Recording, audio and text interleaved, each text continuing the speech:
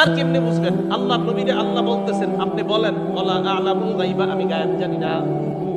না এরপরে আপনি তেরামি করে বলবেন না নবী গায়েব জানি।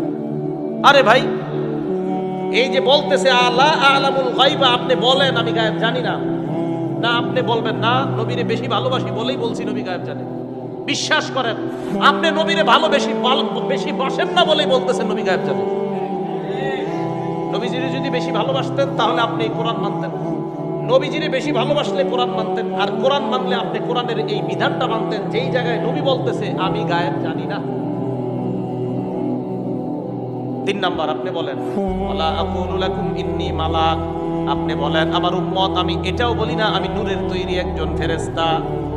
আমি নূরের তৈরি ফেরেশতা না, আমি গায়েব জানি না। আমার কাছে আল্লাহর খাজানা আছে এটা আমি বলি না, আমার কাছে আল্লাহর ধনভাণ্ডার নাই, আমি গায়েব জানি না।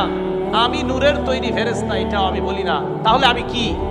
তো নবীজি বলেন ইন আত্তাবিউ ইল্লা মা ইউহা ইলাই, আমি শুধুমাত্র ওইটাই অনুসরণ করি যা আমার কাছে ওহী হিসাবে আল্লাহর কাছ থেকে আসে। ওহী হিসাবে যা আসে এটাই আমি মানি, আর আমি কিছু মানি না। আল্লাহ যা ওহী দেয় এটাই আমি মানি, বাস এটাই।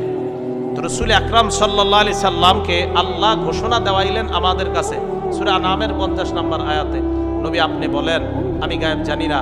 নবী আপনি বলেন আমার কাছে আল্লাহর খাজানা নাই। নবী আপনি বলেন আমি নূরের তৈরি একজন ফেরেশতা, এটাও আমি বলি না। তাহলে বলেন তো, নবীজিকে প্রকৃত মহব্বত যে করে সে কোরআনের কিছু মানে না পুরা কোরআন মানে? আবার